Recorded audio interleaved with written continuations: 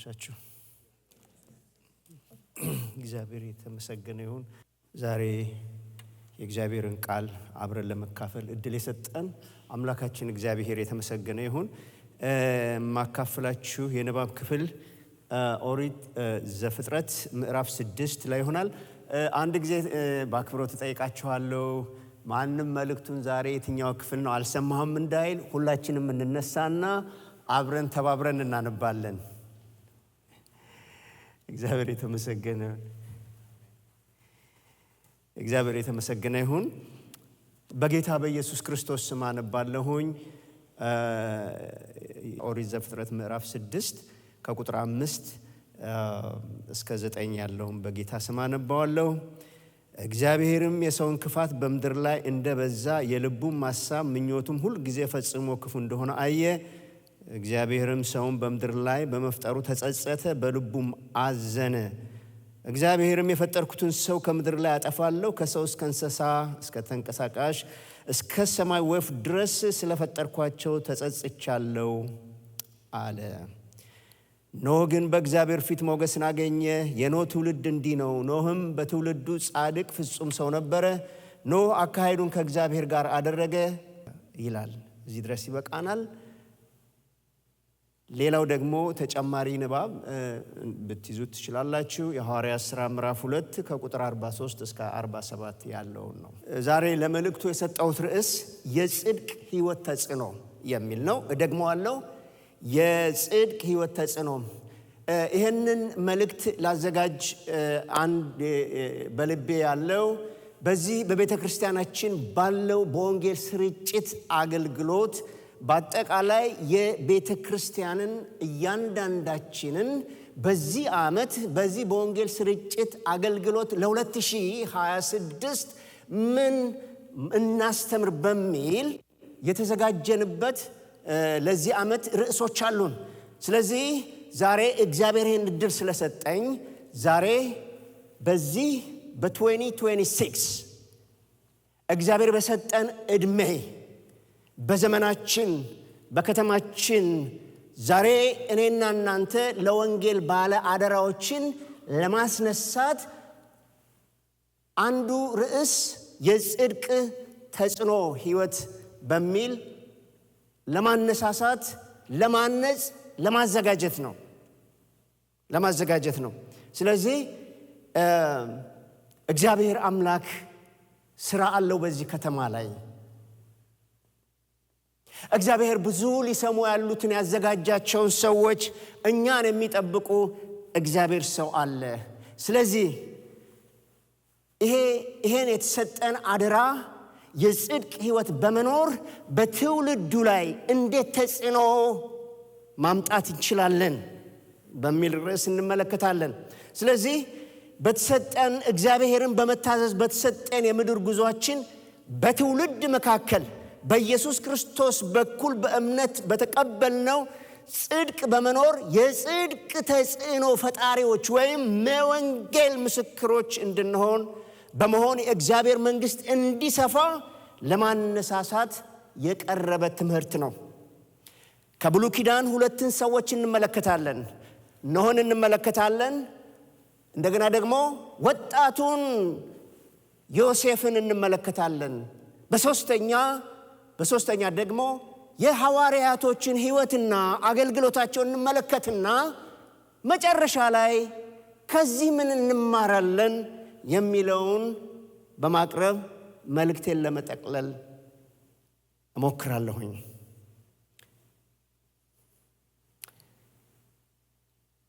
ኢየሱስን የሚያከብር ይህ መለኮት የሆነውን የእግዚአብሔር ሐሳብና ፍቃድ በሰው ችሎታ መረዳት ስለማንችል መንፈስ ቅዱስ በመካከላችን ይህንን እውነት እንድንረዳና ያዳነንን ክርስቶስ እንድናከብር እግዚአብሔር በሰጠን ዘመናችን የጽድቅ ተጽዕኖ በማምጣት ወንጌልን እንድንመሰክር እግዚአብሔር ያስተምረናል። አንደኛ ኖህ በአመፀኛው ትውልድ መካከል ለእግዚአብሔር የተገኘ።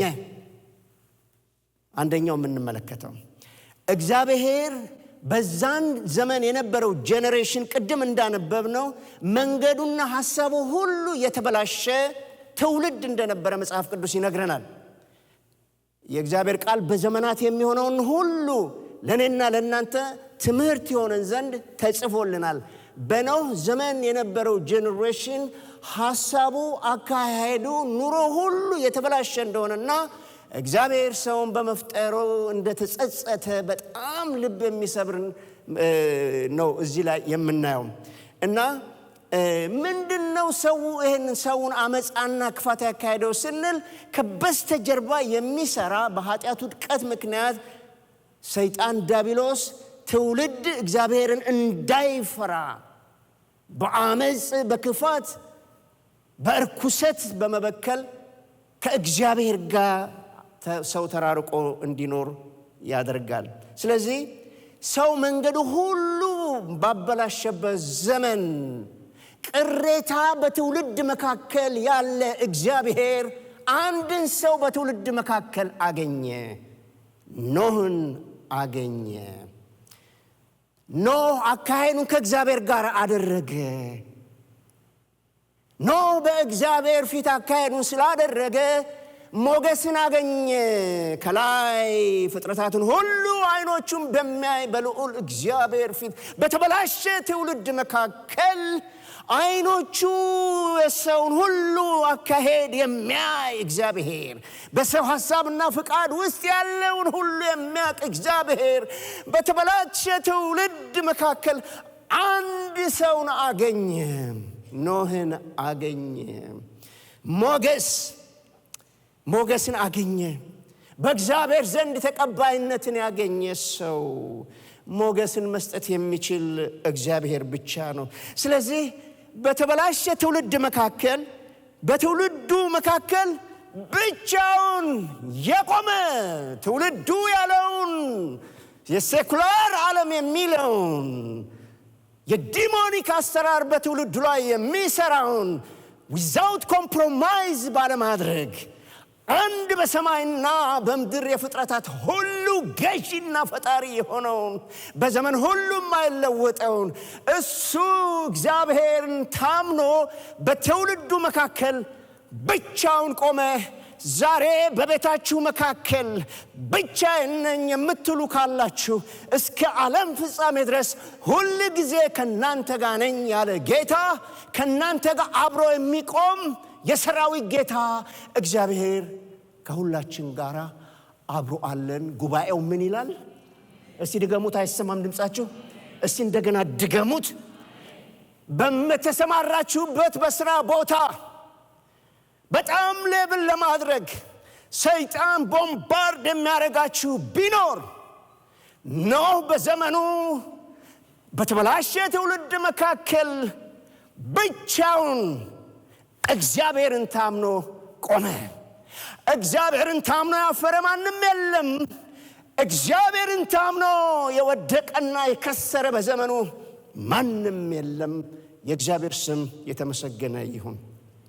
ወገኖቼ የሰው ዘር ሁሉ ከውሃ ጥፋት ቅሬታ እንዲተርፍ እግዚአብሔር የ100 ዓመት የንስሐ ዘመን በሰጠ ጊዜ ኖህ የ100 ዓመት ፕሮጀክት ከእግዚአብሔር ዘንድ ተቀበለ።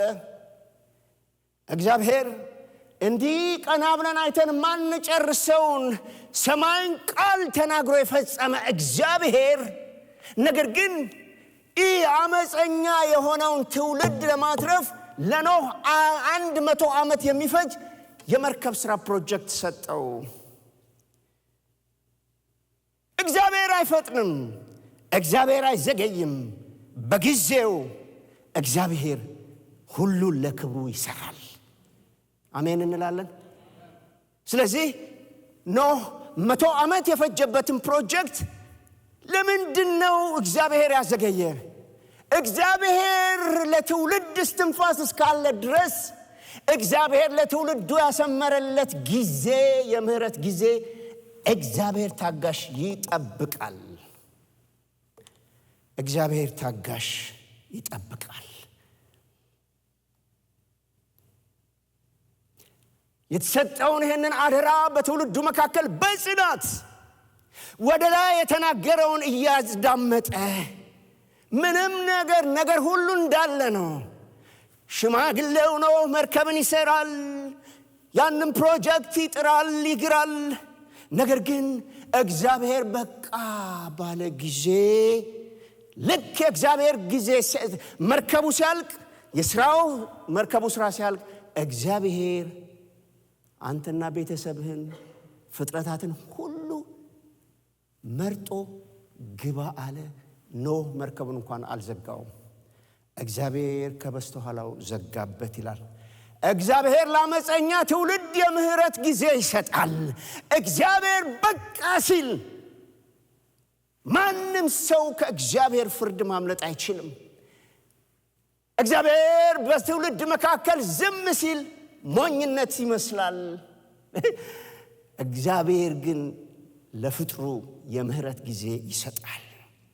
ወገኖቼ ራሱንና አካሄዱን ከእግዚአብሔር ጋር ስላደረገ በትውልዱ መካከል እግዚአብሔር ምልክት አደረገው።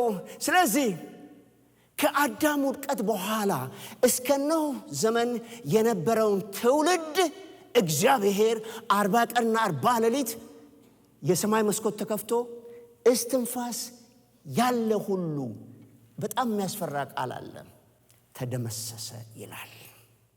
እግዚአብሔር በቃ ሲል ወገኖቼ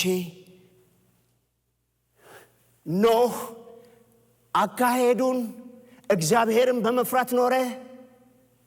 በዛ ምክንያት እግዚአብሔር ካመጣው ኃይለኛ ፍርድ እንደገና የአዳም ዘር ይቀጥል ዘንድ እግዚአብሔር አንድ ኖህ ተጠቀመበት።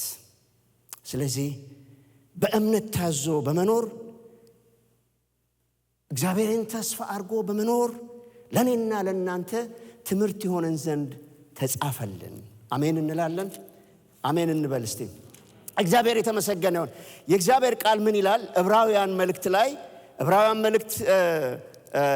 ላይ ምን ይላል? ምዕራፍ 11 ቁጥር 7 ላይ እንደዚህ ይላል፣ ኖህ ግን ስለማይታየው ነገር ተረድቶ እግዚአብሔርን እየፈራ ቤተሰቦቹን ለማዳር መርከብንም በእምነት አዘጋጀ።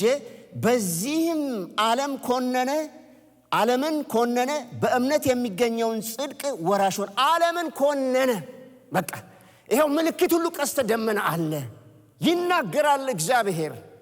ስለዚህ በአንድ እግዚአብሔርን በሚፈራ ሰው በኖህ ምክንያት ከአዳም ውድቀት በኋላ እስከ ኖህ ዘመን ድረስ ለነበረው ሰው ሁሉ እንደጠፋ፣ ከኖህ በኋላ ግን አዲስ ጄኔሬሽን እንደተነሳ የእግዚአብሔር ቃል ይነግረናል። ስለዚህ ምን እያልኳችሁ ነው? ዛሬ ኢየሱስ ክርስቶስ ያድናል። የእግዚአብሔር ፍርድ ሳይመጣ የመጨረሻ ዘመን ፍርድ ሳይመጣ መንግሥተ ሰማይ ቀርባለች ንስሐ ግቡ ብሎ መናገር ለሰዎች ሞኝነት ሊመስል ይችላል። በኖህ ዘመን የተናገረና እግዚአብሔር ፍርድን እንዳደረገና ከዛ በኋላ ለትውልድ ሁሉ በክርስቶስ ኢየሱስ ምሕረትን ሰጥቶ ዛሬ ያቺ መርከብ ኖህንና ቤቱን እንዳተረፈች ከጥፋት ውሃ ከሚመጣው አስፈሪ ከእግዚአብሔር ፍርድ ሊያስመልጠን ኢየሱስ ክርስቶስ መርከባችን ዋጋ ከፈለልን። አሜን እንላለን። እስቲ አሜን እንበል። ስለዚህ ከኖህ ምን እንማራለን ስንል ኖህ አካሄዱን ከእግዚአብሔር አደረገ። ኖህ ብቻውን እግዚአብሔርን ታምኖ ቆመ። ስለዚህ ማንም አጠገባችሁ የለም ብላችሁ ብቻዬን ነው ብላችሁ መብራታችሁ ብርሃኑን ዝቅ አያድርገው። አሜን በሉ። ሁለተኛ ዮሴፍን እንመለከታለን። ከዮሴፍ ሕይወት ምንድነው የምንመለከተው? ሁለተኛ እግዚአብሔር ያየኛል ብሎ መኖር። እጠይቃችኋለሁ፣ እግዚአብሔር ያየኛል ብሎ መኖር ድምጻችሁን አውጡት። ኧረ አይሰማም በሉስ። እንደገና ድገሙት። አዎ ይህ ወጣት ለቅድመ አያቶቹ ለአብርሃም ለቅድመ አያቱ ለአብርሃም ለይስሐቅ ለያዕቆብ የገባውን ትውልድ ተልእኮ ለማስፈጸም የተላከ አንድ ወጣት ብላቴና ነው።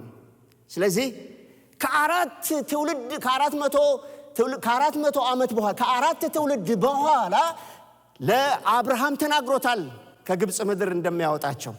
ስለዚህ እግዚአብሔር በዘመናት ሊሰራ ያለውን ነገር አንድ ወጣትን ዮሴፍን ወደዛ ላከው። ይህ ወጣት ተሸጠ። ወንድሞቹ ሸጡት በህልም ምክንያት። ያ ምክንያት ሆነ። ለምን? የእግዚአብሔር ተልእኮ ለቅድመ አያቶቹ ለአያቶቹ ለአባቱ የገባውን የተስፋ ቃል ይፈጽም ዘንድ እግዚአብሔር በግብፅ በነበረበት ውስጥ ቤት ውስጥ በነበረ ጊዜ ይሄ ሰው የተሸጠ ሰው ነው። ነገር ግን ለስራ የተሸጠ ሰው ነው። ስለዚህ እግዚአብሔር ከእድሜው በላይ በንጉሥ ቤት በማስተዋል በጥበብ በሞገስ በሊደርሺፕ ይህን ዮሴፍን እግዚአብሔር በንጉሱ ቤት አከበረው። ስለዚህ ወገኖቼ በንጉሱ ቤት የአብርሃም የይስሐቅን የያዕቆብን አምላክ ክብር ሊያሳይ ሰይጣን ይሄ እግዚአብሔር ከእርሱ ጋር ነበረ። ነገር ሁሉ ተከናወነለት። እግዚአብሔር ከእርሱ ጋር ነበረ። እግዚአብሔር ከእርሱ ጋር ስለነበረ ዮሴፍ የሚሰራው ስራ ሁሉ ይከናወንለት ነበረ። ይሄንን ከዮሴፍ በስተጀርባ ለኔሽን የሚሆን ተልእኮ ስለነበረው ይህንን ወጣት ሁሉ ነገር ሰክሰስ በሆነበት አደናቅፎ ለመጣል የንጉሱ ሚስት አብራኝ ካልተኛ ብለ ይህንን ወጣት ብዙ ጨቀጨቀችው። የእግዚአብሔር ቃል እንደሚናገረው ዘፍጥረት ምዕራፍ 39 ቁጥር 7 ላይ ከዚህ በኋላ እንዲሆነ የጌታው ሚስት በዮሴፍ ላይ ዓይኗን ጣለች። እግዚአብሔር ከበስተጀርባው ከአራት ጄኔሬሽን በኋላ የአብርሃም የይስሐቅ ያዕቆብ አምላክ የሚጠራበት የእስራኤል አምላክ የሚጠራበት አሳይመንት ይዞ የገባ ሰው ነው። ስለዚህ እግዚአብሔር በዚህ ትውልድ በወጣቱ ዮሴፍ ሊሰራ ያለውን የወደፊቱን የእግዚአብሔርን አጀንዳ ለማደናቀፍ ሰይጣን በዚች ሴትዮ ፈተነው። እርሱም ናተኛ አለችው። እርሱም እምቢ አለ። ለጌታውም ሚስት እንዲህ አላት፣ እነሆ ጌታዬ በቤቱ ያለውን ምንም የሚያውቀው የለም፣ ያለውንም ሁሉ ለእኔ አስረክቦኛል። ለዚህ ቤት ከእኔ የሚበልጥ ሰው የለም። ሚስቱም ስለሆንሽ ከአንቺ በቀር ያልሰጠኝ ነገር የለም። እንዴት ይህን ትልቅ ክፉ ነገር አድርጋለሁ? በእግዚአብሔር ፊት እንዴት ኃጢአት እሰራለሁ? ይህን ነገር በየዕለቱ ለዮሴፍ ትነግረው ነበረ። እርሱም ከእርሷ ጋር ይተኛ ዘንድ ከእርሷም ጋር ይሆን ዘንድ አልሰማትም። እግዚአብሔር የተመሰገነ ይሁን። እንዲህም ሆነ፣ በዛን ጊዜ ስራውን እንዲሰራ ወደ ቤት ገባ። በቤቱም ውስጥ ከቤተሰቦቹ ማንም አልነበረም። ከኔ ጋር ተኛ ስትል ልብሱን ተጠምጥማ ያዘች። እርሱም ልብሱን ከእጁ ትቶላት ሸሸ፣ ወደ ውጭም ወጣ ይላል። አዎ ይሄ ወጣት ዮሴፍ የተጠራበትን ትልቅ ተልእኮ በመጣበት ፈተና የሰጠው መልስ ሰይጣን ያዘጋጀልትን ወጥመድ በእግዚአብሔር ፊት እንዴት ኃጢአት እንሰራለሁ? ይህ ወጣት እግዚአብሔር አይኖቹ ሁሉ በምድር እንደሚያዩ የተረዳ ወጣት፣ እግዚአብሔር በሁሉ ቦታ ያየኛል ብለን እግዚአብሔርን በመፍራት እንድንኖር እግዚአብሔር ሁላችንንም ይርዳን። አሜን እንላለን። ስለዚህ በቃ ትሪክ ለማድረግ ሰይጣን ያላደረገው ነገር የለም። ይሄ ወጣት ግን አልሰማትም። ይሄ ወጣት በጣም አደጋ ነው። ምንም ዲስከሽን የሚያስፈልገው ነገር አይደለም። መሸሽ ብቻ ነው። ለዚህ መልሱ መሸሽ ብቻ ነው። በቃ መሸሽ። ስለዚህ ይህ ወጣት የተላከበትን ተልኮ ሰይጣን በዝሙት ሊያረክሰው በአሕዛብ መንግስት መካከል የእስራኤል አምላክ እንዳይጠራ ሰይጣን የደገሰውን ድግስ እምቢ አረክስም እምቢ ብሎ ሸሸ። በእውነትና በግልጽ መመላለስ ለግብፅ ለ7 ዓመት የረሃብ ዘመንን ለማትረፍ ምክንያት ሆነ። እግዚአብሔርን በመፍራት በሚኖረው ኑሮ እግዚአብሔር በጽድቅ ተጽዕኖ በግብፅ ውስጥ እንዲያመጣ አንድ የተሸጠ ብላቴና። እንዲህ የሚገርም ነገር ነው እኮ ለ7 የረሃብ ዘመን እንዴት አድርገው ምግብ እንደሚያከማቹ አይ ቲንክ ከዛ ኮፒ የተደረገ ነው። በዚህ ባደጉት ሀገሮች እኮ ለብዙ ዓመት የሚሆን ምግብ ስታካላቸው አይደል? ልክ ነኝ? አዎ። የሚገርም ነው እግዚአብሔር የሰጠው ጥበብ። የእግዚአብሔር ስም እንዲከብር እግዚአብሔር ይህንን ሰው ተጠቀመበት። ሌላው በቃ ለአባቱና ለወንድሞቹ ከረሃብ መትረፍም ደግሞ እግዚአብሔር ቀድሞ ያዘጋጀውን አጀንዳ ለመፈጸም ምክንያት ሆነ። እንደገና ይሄን ወጣት ስንመለከት ለመልካም ነው የመጣው። ግን ወገኑ መጨረሻ ላይ ወንድሞቹ ባወቁት ጊዜ ፈርተው ነበረ። ነገር ግን የሚያደርጉትን አያውቁም ይቅር እንዳለ እንደ ጌታ ኢየሱስ ክርስቶስ ወንድሞቹን የበደሉትን ይቅር አለ። በእግዚአብሔርን በመፍራት በጽድቅ በንጽህና በመኖር እግዚአብሔር በሞገስ በጥበብ በማስተዋል በዛ ጄኔሬሽን መካከል እግዚአብሔር ስሙን አከብር። የእግዚአብሔር ስም አሜን በሉ እስቲ። ኧረ አሜን በሉ። እግዚአብሔር የተመሰገነ ይሁን። ወገኖቼ በእግዚአብሔር እርዳታ በጽድቅ ኖሮ በግብፅ የጽድቅ ተጽዕኖ በማሳየት ዮሴፍ እግዚአብሔር የሰጠውን አሳይመንት ጨርሶ ተጠናቀቀ። ከንቱ ከሆነ ከዚህ ዓለም ከዓይን አምሮት ከስጋ ምኞት የተጠበቀ ወጣት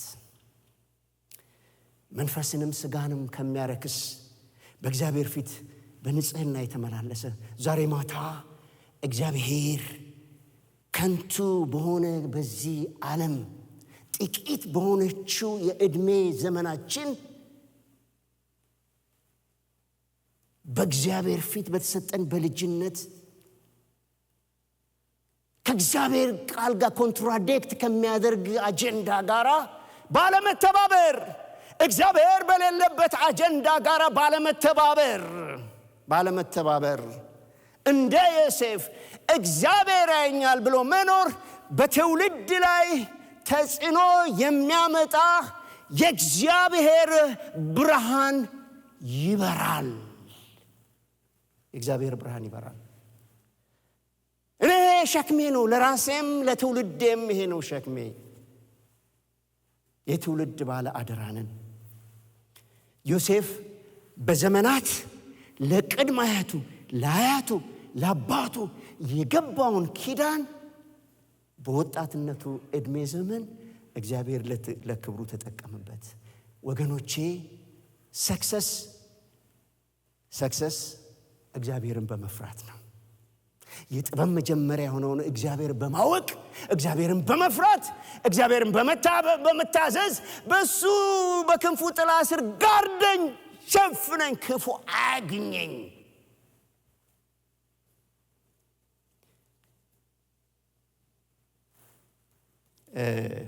መጽሐፍ ቅዱሳችንን እናውጣ። የአንደኛ ዮሐንስ መልእክት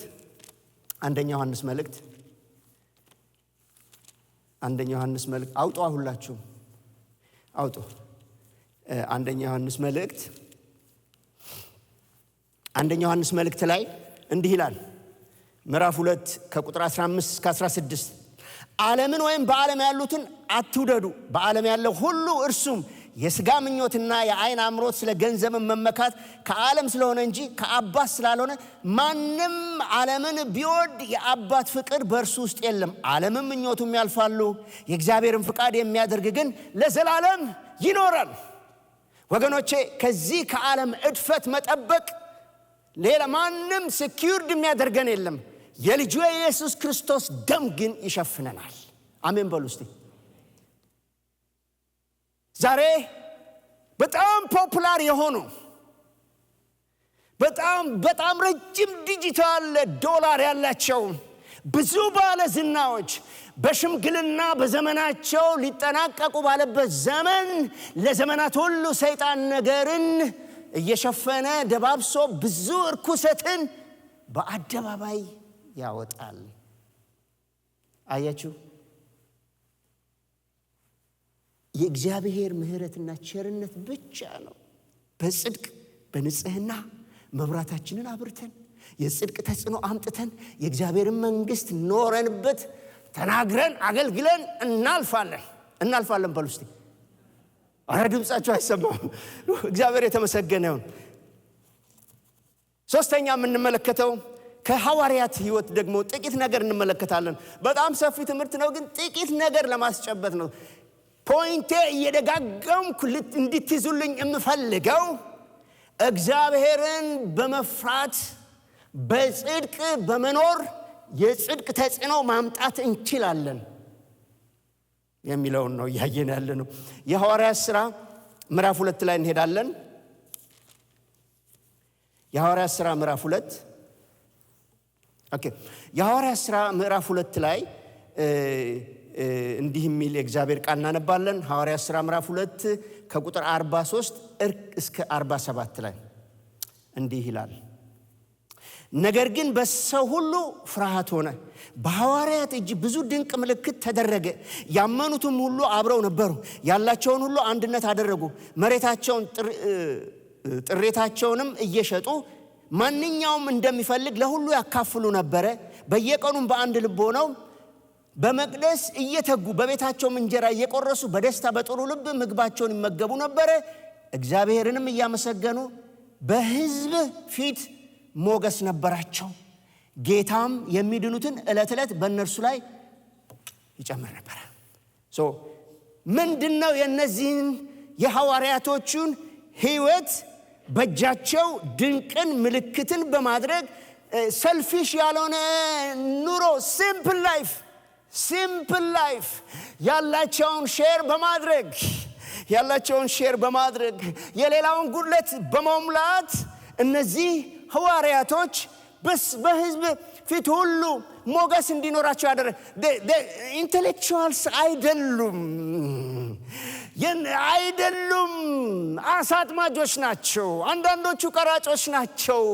ነገር ግን የነዚህን ሰዎች በሕዝብ ፊት ሁሉ ሞገስን፣ ተቀባይነትን፣ ተደማጭነትን እንዲኖር ያደረጋቸው ጠብቁ ብሎ መንፈስ ቅዱስ የተናገራቸው ያን በአንድ ልብ ሆነው ሲጸልዩ የጠበቁት መንፈስ ቅዱስ በላያቸው ላይ በወረደ ጊዜ ያ የሞላባቸው የመንፈስ ቅዱስ ኃይል በመካከላቸው በነበረው የልብ አንድነት ሃሌሉያ፣ ለገባቸው እውነት በመታዘዝ ሃሌሉያ፣ የሰይጣንን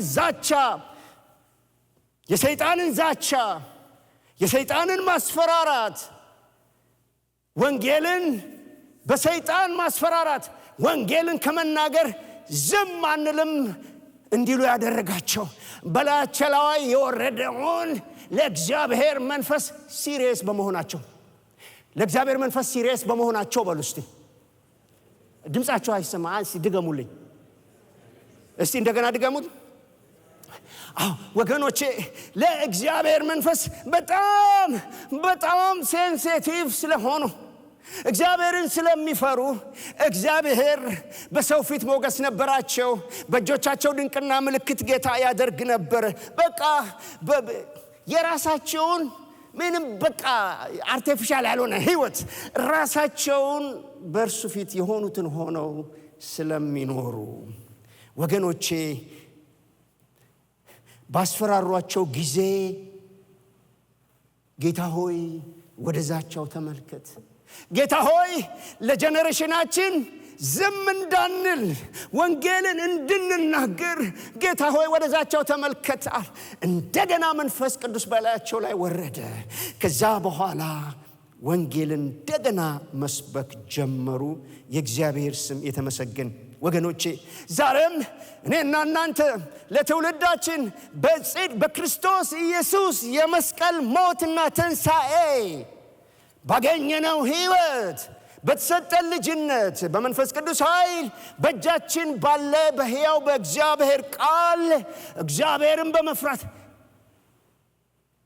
ለመንፈስ ቅዱስ በጣም ሴንሲቲቭ በመሆን አንድ ነገር ወገኖቼ ለመንፈስ ቅዱስ ሴንሲቲቭ ካልሆን እግዚአብሔር ከቤታችን እየራቀ ይሄዳል። ለመንፈስ ቅዱስ በጣም ሴንሲቲቭ እንድንሆን ግዴለሽ እንዳንሆን፣ ምክንያቱም ኢየሱስ የሚከብረው መንፈስ ቅዱስ የሚለንን ስንሰማ ነው። ስለዚህ እነዚህ ሰዎች በቃ ወደዛቸው ተመልከት ይላሉ፣ ይጸልያሉ። ይህንን ታገኙታላችሁ በሐዋርያት ሥራ ምዕራፍ 4 ላይ ክብርን ለእግዚአብሔር በመስጠት ኑሯቸውና አስተምሯቸው የማይጣረስ በቃ በቤታቸው ቢፈተሽ ኢየሱስ፣ በጉባኤ መካከል ቢፈተሹ ኢየሱስ፣ ማንም በማያይበት ቫኬሽን ቢፈተሹ ኢየሱስ በቃ ይሄ ነው ለኛ። እነዚህ ሰዎች ሄደዋል። ዛሬ ጌታ እስከሚመጣ ድረስ ዛሬ በዚህ ሰዓት በሕይወት ላለን ቅዱሳን ሁሉ የነሱ ሕይወት ጌታ እንደተጠቀመባቸው በእኔና በእናንተም ሕይወት ዛሬም የሚጠቀም አምላክ ነው። እስቲ አሜን በሉ። ኧረ አሜን በሉ። ኢየሱስ ጌታ ነው። ስለዚህ በትውልዱ መካከል ሕይወታቸው ያልተጠላለፈ፣ እስቲ በትውልድ መካከል ሕይወት ያልተጠላለፈ በሉ። በትውልድ መካከል ከተጠላለፈ፣ በቤታችን ከተጠላለፈ ነገር፣ በቃ በከተማችን ውስጥ በምንውልበት ቦታ ከተጠላለፈ ነገር እግዚአብሔር ይሰውረን። ኧረ አሜን በሉ። ያ የእግዚአብሔርን ድምፅ ከእያንዳንዳችን ያርቃል። እግዚአብሔር በደባል ሕይወት አይሰራምና ስለዚህ ወገኖቼ ግራ በተጋባ ትውልድ መካከል ብርሃናችን እንዲበራ፣ ሃሌሉያ፣ ከክርስቶስ ኢየሱስ የተቀበልነውን ዋጋ ከፍሎ ያዳኑ እናንተ ደካሞች ብሎ ያዳነንን ጌታ በተሰጠን ዘመን እንደ ሐዋርያቶች እርሱን በመፍራት የመንፈስ ቅዱስን ድምፅ በመስማት የማንነታቸው መገለጫ ቅድም እንዳልኩት የምድራዊ ቀስ ሳይሆን ከኢየሱስ ጋር እንደነበሩ አወቋቸው ይላል። ወገኖቼ አካሄዳችን እንደ እግዚአብሔር ፍቃድ ሲሆን፣ እኔ ትዝ ይለኛል ጌታን ሳላውቅ በነበርኩበት ከተማ በቃ 11 ሰዓት ሲሆን ምናልባት ላታውቁ ትችላላችሁ፣ ሚርቃና የሚባል ነገር አለ እና በቃ ያ ማለት ሃይፐር ትሆናላችሁ እና እዛ መንገድ ላይ ቁጭ እንላለን። በቃ አንድ ምርቃን ለብለን በዛ ጋር እንደዚህች ይዘው መጽሐፍ የሚያልፉ ሰዎች ትዝ ይለኛል። ያ ሰዓት ተማሪዎቹ የሚወጡበት፣ ሰራተኛ በቃ ግርግር ነው። ግን በሰዎች መካከል ማንነታቸው ሳይናገሩ እንኳን እንዲሁ ያስታውቃሉ። የጌታ ሞገስ ከነሱ ጋር ነበር። ሪሜምበር እግዚአብሔር የተመሰገነ ይሁን። ስለዚህ የማንነት መግለጫቸው የምድራዊ ቀስ ሳይሆን ከኢየሱስ ጋር እንደነበሩ አወቋቸው ይላል። ይሄንን አነባለሁ። የሐዋርያት ሥራ ምዕራፍ 4 ከቁጥር 13 ጀምሮ አነባዋለሁ በጌታ በኢየሱስ ስም። ጴጥሮስና ዮሐንስ በግልጥ እንደተናገሩ ባዩ ጊዜ መጽሐፍ የማያውቁና ያልተማሩ ሰዎች እንደሆኑ አስተዋሉ፣ አደነቁ። ከኢየሱስ ጋር እንደነበሩ አወቋቸው። በቃ ለምን እንደክም? በቃ ጌታ ያስተማረንን በቃ በእግዚአብሔር ጸጋ እግዚአብሔርን በመፍራት እንናገር። ምን አደከመን? መንፈስ ቅዱስ ስራውን ይሰራል። ክብር ለእግዚአብሔር ይሁን። እና ከዛ በኋላ ምን አሉ ጸሐፍቶች? ከሸንጎ ይላል ቁጥር 15 ላይ ከሸንጎም ወደ ውጭ ይወጡ ዘንድ አዘው በእነዚህ ሰዎች ምን እንስራ? የታወቀ ምልክት በእነሱ እጅ እንደተደረገ በኢየሩሳሌም ለሚኖሩ ሁሉ ተገልጧል። እንሸሽገው ዘንድ አንችልም። በቃ ሞገስ በላያቸው ላይ ስለነበረ ሕዝቡ ሁሉ የሕዝቡን ሁሉ ቀልብ ያዙ።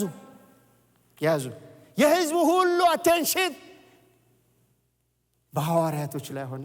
ሐዋርያቶች የራሳቸው ችሎታ ሆኖቸው አይደለም፣ ግን ያ አብሯቸው የነበረ ጌታ፣ ያዳናቸው የትንሣኤ ጌታ፣ የሰጣቸውን አደራ ደግሞ ለማስፈጸም መንፈስ ቅዱስን የላከላቸው ያ ጌታ አደራ የሰጣቸውን አሳይመንት በመፍራት ሲመላለሱ ስለነበረ መልእክታቸው ክብደት ነበረው። ወገኖቼ መልእክታችን በትውልድ መካከል ተጽዕኖ የሚያመጣ ወደ ኢየሱስ የሚያመለክት ሕይወት እንድንኖር እግዚአብሔር ጸጋ ሰጥቶናል። እግዚአብሔር ደግሞ ያስችለናል። ስለዚህ በዚህ ስም ምንም ነገር እንዳትናገሩ ባሏቸው ጊዜ ጴጥሮስና ዮሐንስ ግን መልሰው እግዚአብሔርን ከመስማት ይልቅ እናንተን እንሰማ ዘንድ በእግዚአብሔር ፊት የሚገባ እንደሆነ ቁጠሩ፣ እኛስ ያየነውና የሰማውን ከመናገር ዝም ማለት አንችልም አሉ። በቃ አያስችልም። ዛሬ የሰማነውም ግጥም ዝም አትበሉ ብሎ ነው እግዚአብሔር የተናገረንና የእግዚአብሔር ስም የተመሰገነ ይሁን። እነዚህ ሰዎች ሌላው ደግሞ በቃ ያላቸውን ሼር የሚያደርጉ ነበረ።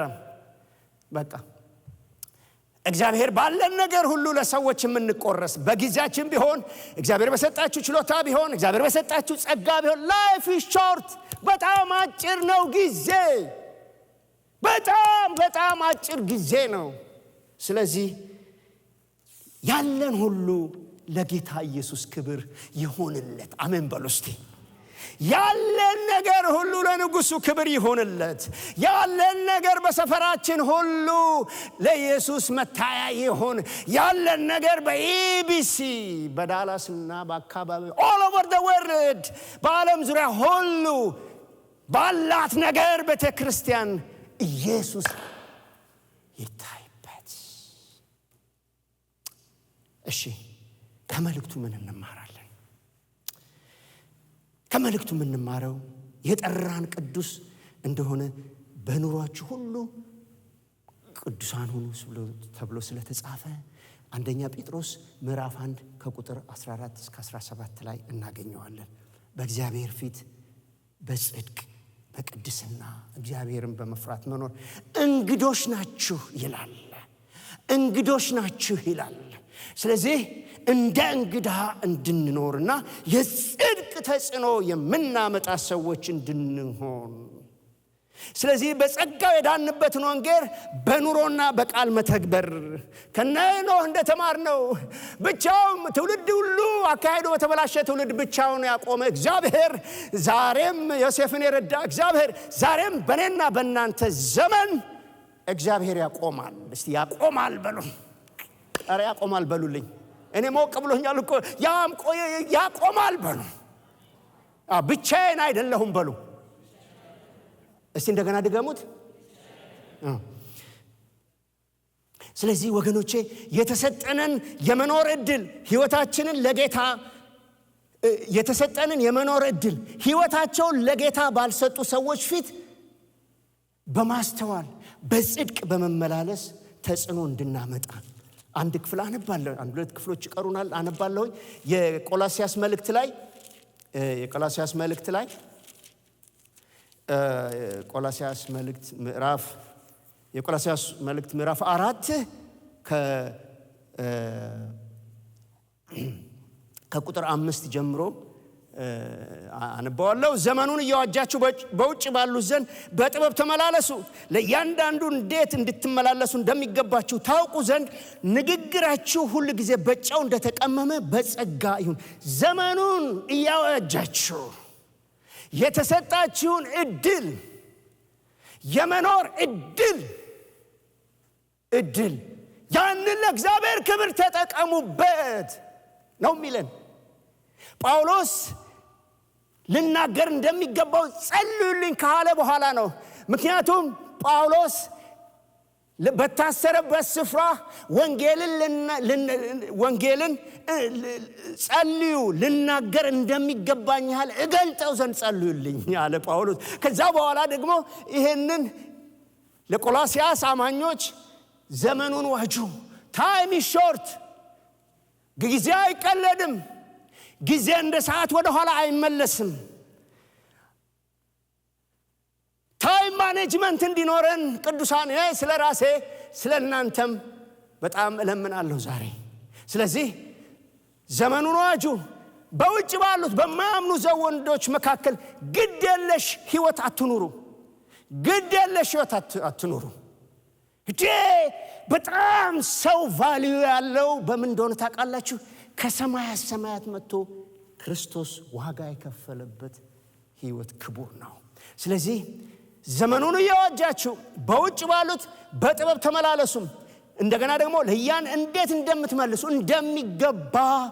እንደሚገባችሁ ታውቁ ዘንድ ንግግራችሁ ሁሉ ጊዜ በጨው እንደተቀመመ በጸጋ ይሁን ይላል። ስለዚህ በቃ ኮሙኒኬሽን ከሰዎች ጋር በቃ እግዚአብሔር ማስተዋል ይስጠን። በስራ ቦታ እንደነ ኮሙኒኬሽን የምናደርገው ስራ ቦታ እምነት በደንብ ቴስት የሚደረግበት ቦታ ነው። ስራ ቦታ ሁሉ ነገር የሚነገርበት ነው። ሁሉ ነገር ሰው ያለውን ሁሉ ይዞ የሚመጣበት ቦታ ነው። ዕውቀቱን ይዞ ይመጣል። የላይፍ ልምምዱን ይዞ ይመጣል። በዊኬንዱ ላይ ያደረገውን ፕራክቲስ ይዞ ይመጣል። ስለዚህ በዛ በትውልድ መካከል ነው። ከዓለም ጠብቃቸው እንጂ ከዓለም አታውጣቸው ብሎ ነው ጌታ የጸለየው። ስለዚህ በትውልድ መካከል ንግግራችን ሁሉ ጊዜ በጨው እንደተቀመመ የወደቁትን የሚያንጽ ተስፋ ላጡ ተስፋ የሚሰጥ ዛሬ ወገኖቼ ዛሬ ትውልድ የጎደለው ልብስ አይደለም። ትውልድ የጎደለው መኖሪያ ቤት አይደለም። ትውልድ የጎደለው ማቴሪያል አይደለም። ትውልድ የጎደለው የእግዚአብሔር ክብር ነው። ያንን መመለስ የሚችል ደግሞ ክርስቶስ ኢየሱስ ነው። ክብር ለእግዚአብሔር። ስለዚህ በትውልድ መካከል አስተውሉ፣ ባለ አደራ ናችሁ። ዘመኑን ዋጁት። የተሰጣችሁን እድል አልባሌ በሆነ ነገር ላይ አታባክኑት። ለትውልድ እግራችን መሬት ላይ ተንበርክኮ እግዚኦ ማለት በሚገባን ሰዓት በማንጽ ነገር ዓይንና ጆሮአችሁ አያዝ እያለን ነው የሰራዊት አምላክ እግዚአብሔር። ሃሌሉያ።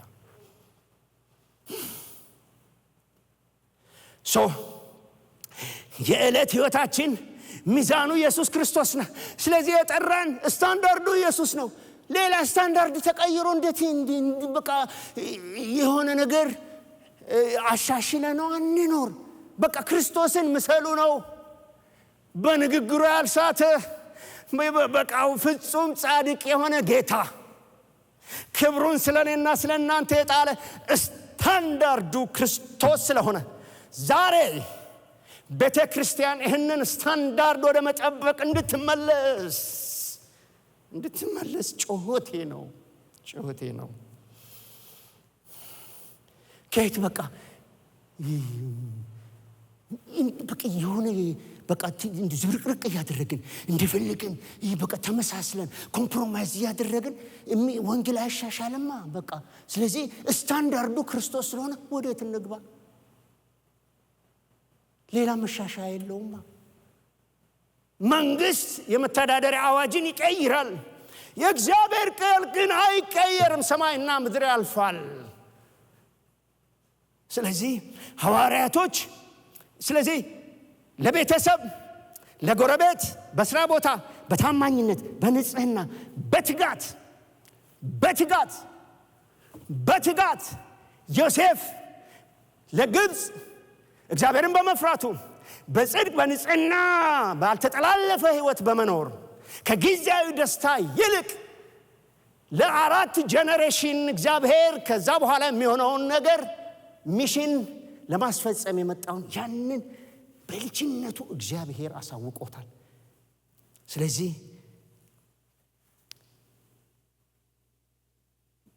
እናንተ የዓለም ብርሃን ናችሁ ይላል።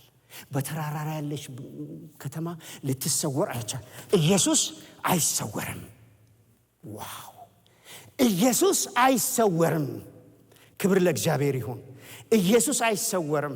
ስለዚህ ሐዋርያቶች ከተማውን በትምህርት እንደሞሉት እንዲሁ እኛንም እግዚአብሔርን በክርስቶስ ኢየሱስ የሰጠንን ሕይወት በኑሯችን ምልክት ያድርገን። ከተማውን ሙላ።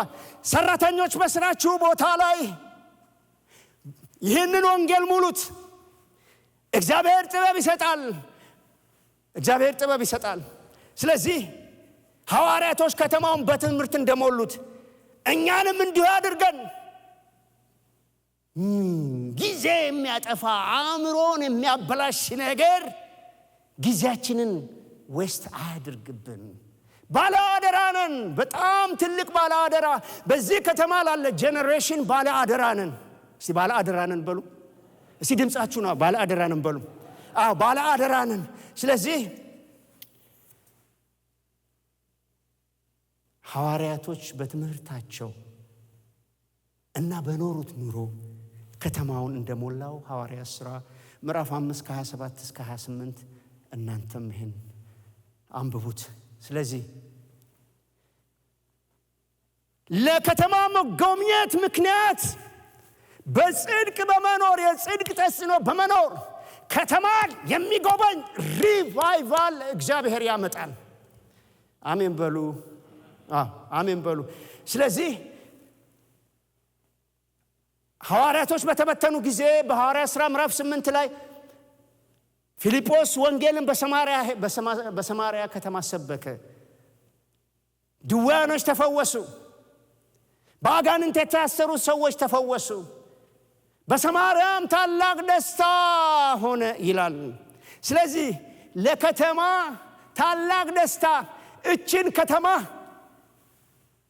ሽፍት የሚያደርግ እግዚአብሔር እኔና እናንተን ይጠብቃል። ስለዚህ ለከተማ መጎብኘት ያዘኑ በብዙ ህይወት ውስጥ በተቆላለፈ ህይወት ውስጥ ላሉት እንደ እኔ ራሴን አውቃለሁ ጌታ ከምን እንዳስመለጠኝ። ወገኖቼ ጌታ ይሰራል። አሜን እንላለን።